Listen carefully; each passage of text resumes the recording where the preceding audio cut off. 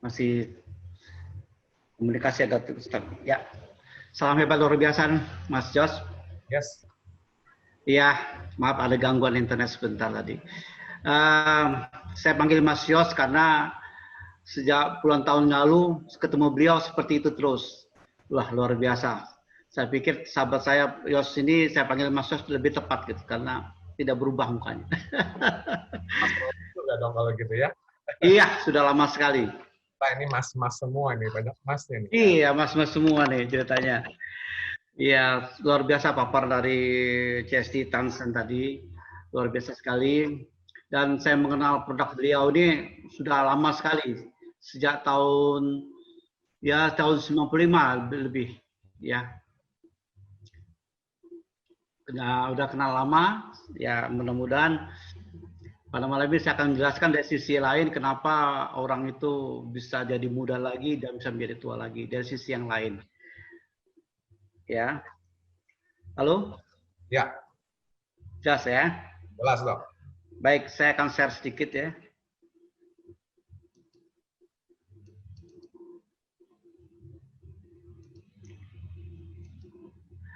Jadi saya akan menjelaskan sedikit rahasia tubuh kita kembali menjadi muda lagi.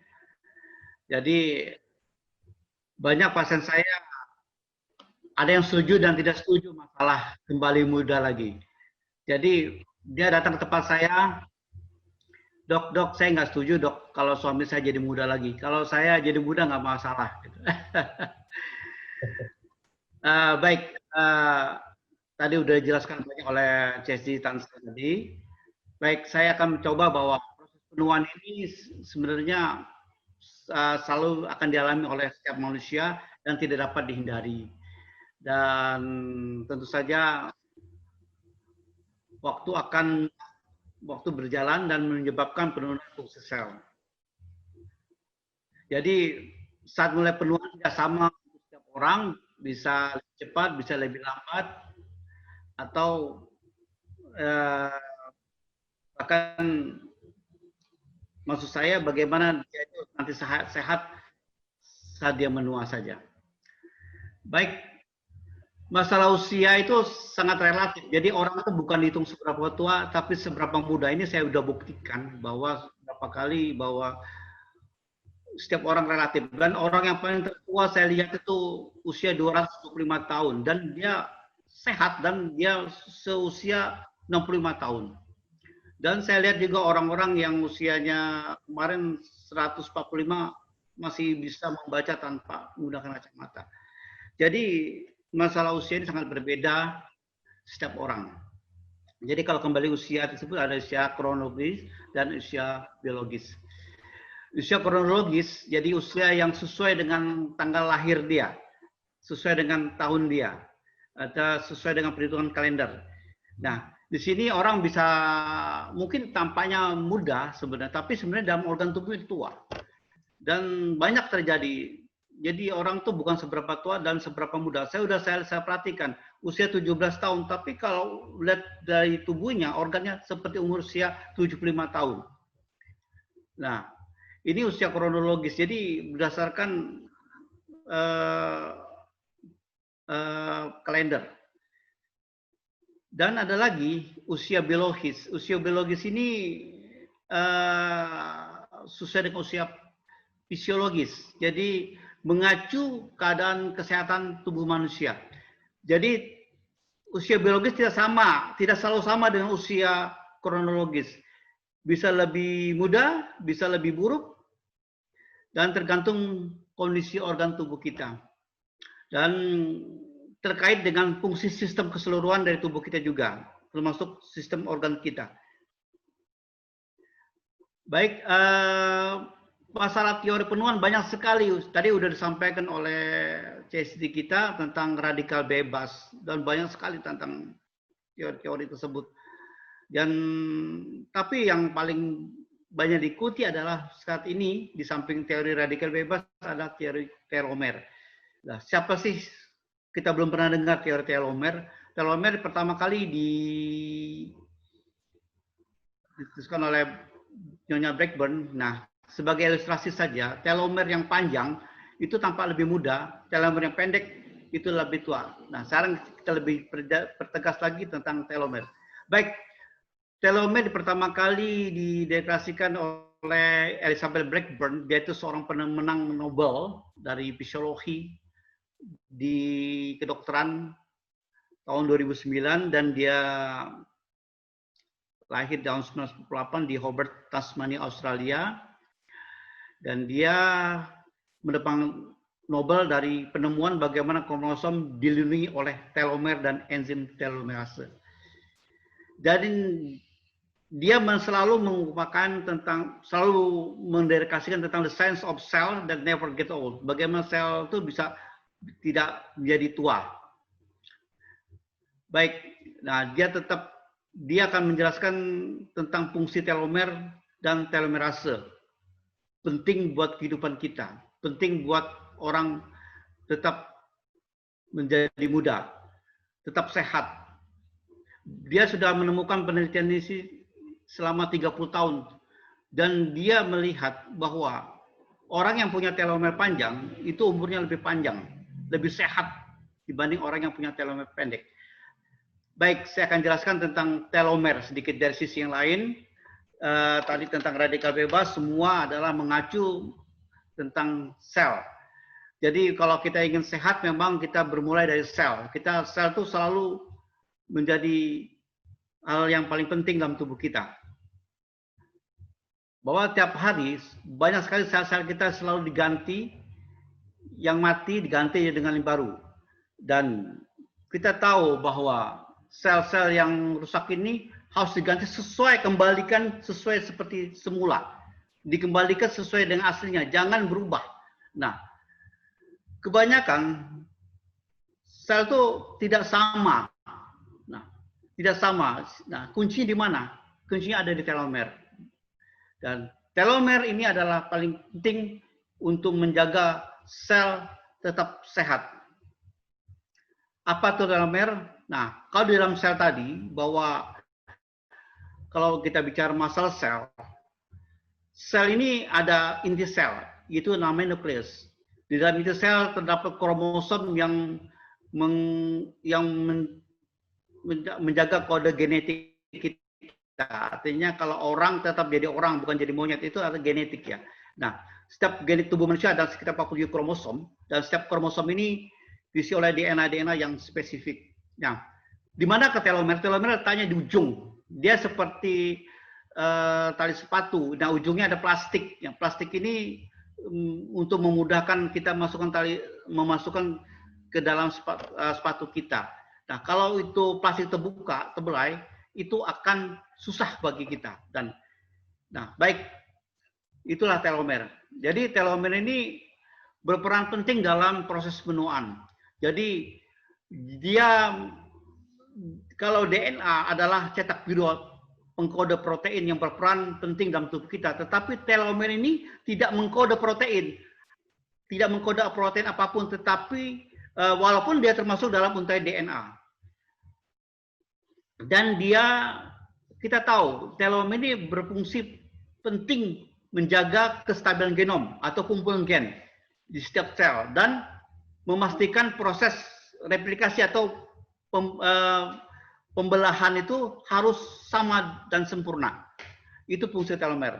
Dan kita lihat telomer letaknya di pojok ini, paling bawah, paling ujung maksud saya. Itulah telomer. Jadi kita telan aja. Jadi kalau kita yang baik ini mungkin bagi sahabat teman sejawat mungkin boleh kita bahwa telomer biasanya tersusun dari susunan basa nukleat yang berulang hingga ribuan banyaknya, dan setiap makhluk hidup memiliki susunan basa telomer yang berbeda-beda. Telomer TTAG yang berulang dengan panjang sekitar 19 kilobasa nukleat. Ini mungkin bagi kita sulit sekali ya. Baik, kita lanjutkan aja. Nah, dalam setiap telomer tersebut itu memiliki enzim namanya telomerase. Enzim telomerase ini menjaga supaya telomer itu kembali, kalau dia duplikasi dia harus sama. Jadi Namun dalam kenyataan setiap sel itu menduplikasi, ternyata panjangnya tidak sama dan telomernya makin memendek setiap dia membelah. Nah, ini jadi masalah. Nah, kalau telomer setiap kali dia membelah menjadi pendek, maka itu akan tidak sempurna sel itu membelah. Dan ternyata kalau sel itu telomer itu memendek, maka sel itu akan menjadi mati. Nah, untuk mempertahankan setiap sel itu membelah dengan cara sempurna, dibutuhkan enzim telomerase. Nah, bila enzim telomerase tidak mencukupi, maka akan terjadi pemendekan telomer. Jadi semakin pendek telomer dan habis, akhirnya memicu timbulnya mengaktifkan sistem apoptosis, atau sel itu akan mati, ya. Jadi kalau kita lihat, apoptosis termasuk pembusuhan sel yang tidak aktif dari tubuh. Dan pemendekan telomer ini diperparah dengan gaya hidup yang buruk yang mengakibatkan penurunan kadar enzim telomerase. Baik, saya lanjutkan lagi. Jadi panjang telomer lebih cepat pendek atau lebih cepat berkurang bila seorang itu memiliki gaya hidup yang buruk seperti obesitas atau kegemukan, merokok, stres yang berkelanjutan. Karena itu semua itu berkontribusi terhadap stres oksidatif yang menyebabkan berkurangnya enzim telomerase. Yang telah disampaikan tadi bahwa itu akan menyebabkan penyakit-penyakit degeneratif. Dan apa kaitan telomer dan kanker? Sampingkan telomer dan kanker ini sangat erat kaitannya. Bahwa kanker itu adalah sel normal yang mengalami mutasi atau berubah sifatnya sehingga membuat pertumbuhan sel menjadi banyak dan tak terkendali. Dan ternyata sel kanker ini memiliki telomer yang pendek. Tapi dia juga menghasilkan enzim telomerase yang lebih banyak dibanding sel normal, yang akan menyebabkan sel kanker itu dapat mereplikasikan dirinya terus-menerus dan tidak dapat mengalami kematian bahkan tak terkendali. Ini sel kanker. Dan ini kemudian apakah itu telomer dan penuaan? Jadi setiap sel yang membelah, setiap sel organ kita setiap hari, setiap detik itu selalu diganti. Bahkan tadi sampaikan sampai 90% setiap tahun itu diganti, dan setiap sel membelah itu ternyata menyebabkan setiap sel membelah menyebabkan telomer makin pendek, makin pendek, makin pendek, makin pendek. Nah, kalau pendek itu habis, maka sel itu akan mati. Ya. Nah, supaya itu tetap panjang, maka adalah enzim telomerase supaya mencegah jangan sampai telomer memendek. Nah, ini dari Bu Blackburn. Jadi setiap pertama kali sel dilahirkan, sel dibentuk, yang merah ini adalah telomer, yang ini adalah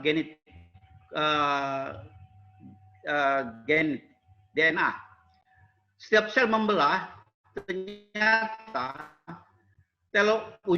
telomer ini akan memendek, membelah lagi, memendek, terus memendek. Dan ini berbahaya buat tubuh kita. Dan ini akan menimbulkan kematian atau penyakit-penyakit degeneratif.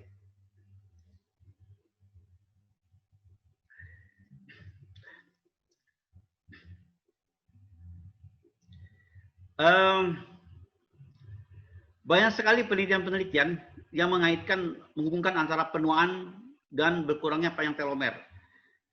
Kalau Anda ingin jadi muda lagi, kita banyak bicara dengan bagaimana telomer itu tetap harus panjang. Nah, dalam tingkat sel, penuaan seperti kulit keriput, mudah sakit, hingga kematian disebabkan oleh terjadinya kematian dan atau apoptosis pada sel, dan juga menurunnya kemampuan sel untuk mereplikasikan dirinya. Karena telomer pada ujungnya habis.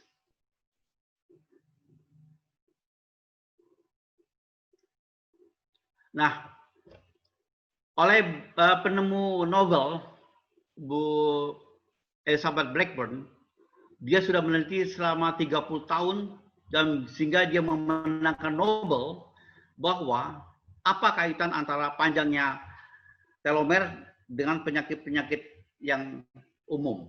Ternyata pendeknya telomer dikaitkan banyak sekali kaitan dengan penyakit kanker atau kanker, penyakit-penyakit kardiovaskuler seperti sudah disampaikan tadi, penyakit penyempitan, serangan jantung, jadi penyumbat kalsifikasi dan pengerasan pembuluh darah, dan penyakit seperti penyakit penua pikun ya, vascular demensia, penyakit setelah disampaikan tadi, penyakit degeneratif juga termasuk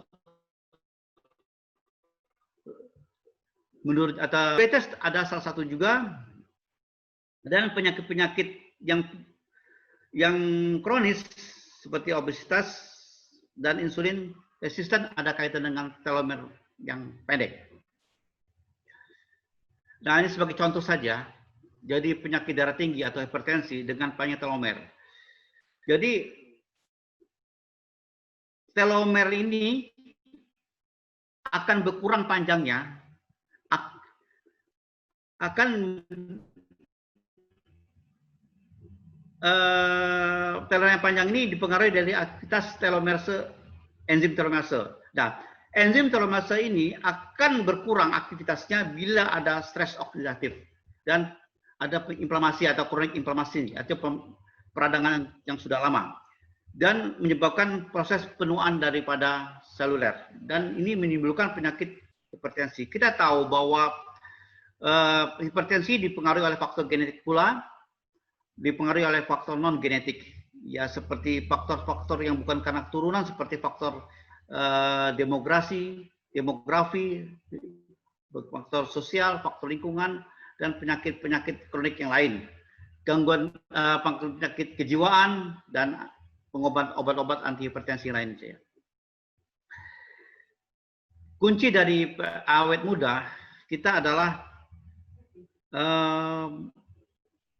bagaimana enzim telomerase yang ada dalam telomer tersebut kita tetap jaga, tetap panjang, dan jangan cepat sel dengan panjang tersebut mencegah bagaimana sel itu tidak apoptosis. Atau bagaimana cara kita menjaga telomer tetap panjang secara alami. Ini penting buat kita. Jadi bagaimana telomer bisa panjang sehingga kita bisa awet muda seperti Pak Yos tadi, bisa muda terus. Nah, pertama kita olahraga. Jadi kita tahu bahwa telomer ini sangat sensitif terhadap radikal bebas. Sangat-sangat sensitif sekali. Jadi respon yang terjadi, sel dapat membaik secara penuh, bisa membelah, sel bisa berhenti membelah, atau sel mengalami kematian yang terprogram. Artinya yang terprogram ini artinya dia harus rusak secara bertahap dan perlahan-lahan.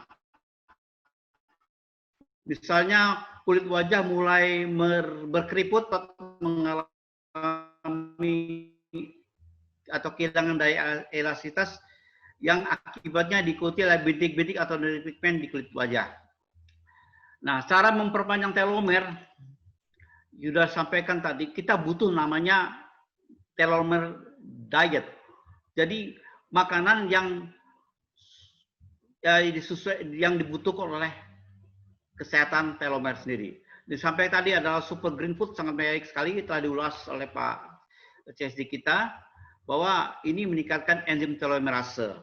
Jadi beliau menyatakan bahwa memang kerja enzim yang baik itu menyebabkan tubuh kita menjadi sehat. Jadi inti daripada pengobatan kita atau menjadi sehat kita adalah enzim. Ya. Baik, kita perlu antioksidan seperti tadi Niwana SOD. Saya punya pengalaman lama dengan Niwana SOD. Banyak pasien-pasien saya dulu, sebelum teman sejawat kita menggunakan SOD, saya sudah kenal lama dengan saya sekitar 25 tahun yang lalu oleh salah satu perusahaan. Dan ternyata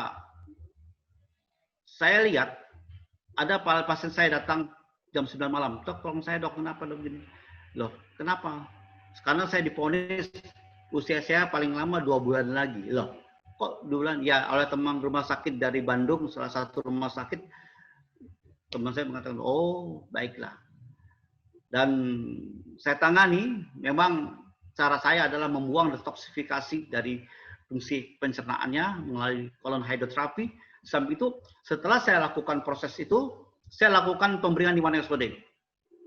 Kemudian saya lihat, setelah saya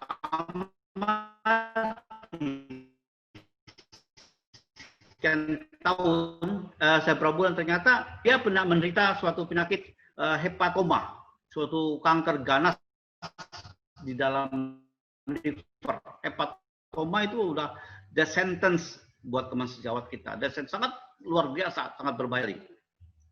Nah, saya berpikir, coba saya lakukan, saya buang sumber dari penyakit tersebut. Ternyata sumbernya dari usus yang tidak baik. Saya bersihkan dan kemudian saya berikan suatu Niwana SOD pada saat itu saya beri tahun 2004. Pasien saya tahun 2004. Dan saya berikan, ternyata setelah sekian lama dia datang, dok kenal saya nggak? Saya nggak kenal lagi. Loh, ibu namanya Ibu Irta Hanum dari Lampung Barat. Kenal saya. Ternyata dia jadi muda. Mana kan? Loh, hilang.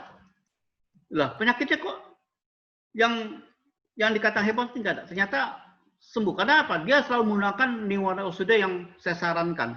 Yang memang karena dia terlalu banyak racun. Karena kita tahu hepatoma itu suatu kanker yang disebabkan multifaktor sebabnya. Memang dia juga ada stres, maka proses pengobatan juga melakukan menurunkan stres. Itu saya punya riwayat dengan Niwana SOD. Jadi betul-betul mengobati pasien-pasien kami, pasien saya yang sudah divonis lewat. Dan kemudian Niwana SOD punya peran penting dalam pengobatan penyakit degeneratif yang lainnya seperti kanker diabetes. Pasien saya ada datang, dok, kenapa? Saya besok pagi mau dipotong kakinya. Lah, kok dipotong? Saya diabetes. Ini kaki saya busuk loh. Oh iya. Tetap saya sama pengobatan saya buang sumber racunnya. Tetap. Kemudian saya berikan, setelah saya buang racunnya, detoksifikasi dari usus besar, saya lakukan pemberikan Niwana OSD. Ternyata dalam beberapa bulan sembuh total. Dan dia jadi muda lagi. Dia ngasih saya kembang pada saya, dok, terima dok, katanya, kembang ini. Wah, luar biasa buat saya. Itu, dan banyak sekali kasus-kasus penyakit-penyakit degeneratif lain saya menggunakan Niwana OSD adalah penyakit-penyakit ablasio retina. Jadi suatu pecahnya retina mata, lepasnya detachment retina mata sehingga orang itu menimbul kebutaan. Itu ternyata setelah saya bersihkan dan saya berikan Niwana SOD, ternyata pada saat masih di praktek saya, siapa gadis itu katanya? Yang pakai baju merah. Kaget semua keluarga-keluarga. Lo bisa, ya saya udah bisa lihat gitu. Nah, saya bisa lihat dan itu benar, ternyata betul. Dan itu ternyata dengan Niwana SOD betul-betul luar biasa. Dan banyak sekali kisah-kisah dari Niwana SOD dan mungkin saya banyak pasien-pasien saya tidak menjalani operasi, banyak operasi jantung, kemudian operasi pengobatan ginjal, terutama pengobatan hemodialisa itu total bersih tanpa dia tidak menjalani hemodialisa lagi atau cuci darah.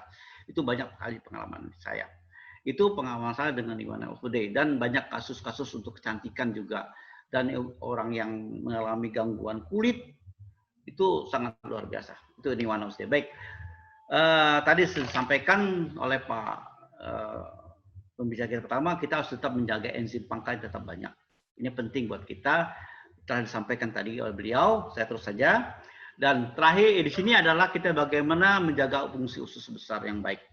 Bahwa kita tahu bahwa pencernaan yang tidak bersih akan menyebabkan rentan terhadap suatu penyakit. Ini pengalaman saya sekitar 20 tahun lebih.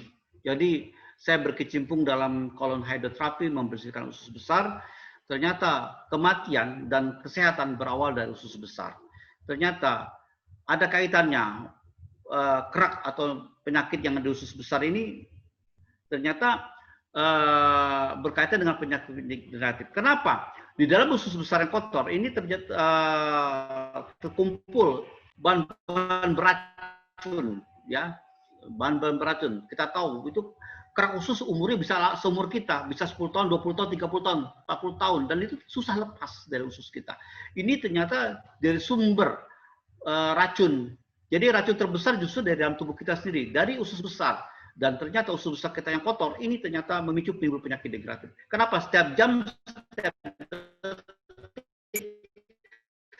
racun diserap, dan itu harus diserap masuk ke hati, dan itu harus didetoksifikasi. Tapi dilalah kalau liver kita mengalami gangguan, tidak atau kurang kemampuan kemampuan detoksifikasi, contohnya seperti orang-orang yang fatty liver atau pelemahan hati, atau terbentuknya batu-batu empedu intrahepatik, itu sangat sulit sekali melakukan proses detoksifikasi.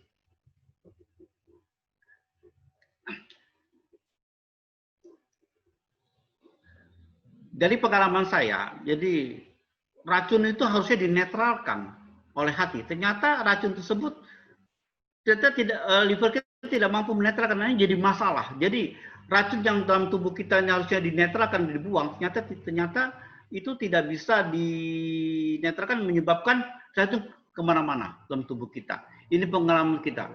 Dan ini sangat berbahaya sekali. Dan ini racun yang luar biasa. Dan ini menimbulkan penyakit-penyakit degeneratif juga. Jadi penting kita juga menjaga fungsi hati kita yang baik. Di samping itu juga usus besar kita harus baik. Dan fungsi eliminasi tubuh kita, organ lain seperti ginjal, usus, paru-paru harus berjalan dengan baik. Nah, jadi contoh saja, penyakit-penyakit kita, contohnya banyak orang mengatakan, mungkin audiens selalu berkata, kalau sudah tua jangan suka makan sayur-sayuran, nanti kena asam urat. Nah, aneh mungkin. Dulu kita bisa makan sayuran, sekarang kita tidak boleh makan sayur-sayuran. Kenapa? Nah, ternyata sebenarnya asam urat itu adalah sesuatu yang sudah ada dalam tubuh kita dari metabolisme protein berkelas tinggi, dari high class protein yang harusnya dibuang, ternyata tidak dibuang. Nah, ternyata dengan kita makan sayuran jati jauh daun itu dibongkar dari tubuh kita dan masuk ke dalam darah kita, dan tubuh darah kita pencemaran, dan ini menimbulkan pembengkakan pada kaki kita sebenarnya kalau. Nah, ini buat kita ini sebenarnya gampang saja. Untuk proses ini kita harus perbaiki fungsi liver kita lagi, atau kita harus lakukan pembersihan fungsi hati. Jadi liver cleanse, jadi liver kita harus kita perbaiki, dan sehingga racun yang tadi yang dari usus diserap itu bisa dinetralkan dengan baik, dan itu bisa dibuang, dieliminasi tubuh kita. Dan kalau orang yang fungsi ususnya baik, kemudian liver yang baik, itu jarang kena asam urat, walaupun dia makan sayur-sayuran lagi, dia tidak kena asam urat lagi. Saya udah buktikan pengalaman saya. Nah, nanti bisa kita buat pertanyaan hal tersebut. Baik, jadi saya katakan tadi bahwa kematian penyakit berawal dari usus besar. Ternyata usus besar kita ini seperti septic tank, ya. Jadi bayangkan kotoran-kotoran itu harusnya segera dibuang. Normalnya 20 jam, normatifnya kita makan harus 20 jam harus sudah keluar. Ternyata dalam kenyataan itu tertahan bisa lebih dari 2 hari. Kalau Anda mungkin suka buang-buang angin, nah itu sebenarnya apa? Indikasi ada makanan lebih dari 2 kali 24 jam dalam usus Anda. Itu tidak baik sekali. Ya, itu tidak baik sekali. Ini menimbulkan penyakit karena itu diserap oleh tubuh kita lagi. Gimana? Dan itu mencemari tubuh kita. Berbahaya sekali. Nah, penyakit-penyakit usus besar seperti kanker usus, ada penyakit-penyakit divertikular, penyakit-penyakit peradangan usus, dan kerak-kerak usus ini jadi masalah buat tubuh kita. Dan kalau kita lihat bahwa orang-orang yang tua, yang saya kembalikan seperti kakek saya usia 135 tahun kok masih sehat, bingung saya juga. Kayak saya lihat kakek saya umur 135 tahun, waktu hujan-hujan dia tarik pohon kelapa untuk buat jembatan. Satu orang mampu menarik satu pohon kelapa. Kaget saya, dipotong jadi 2. Jadi pohon kelapa dipotong jadi 2, ditarik untuk buat jembatan. Lah, kok kuat sekali. Ternyata dia tinggal di Pulau Belitung. Ternyata apa?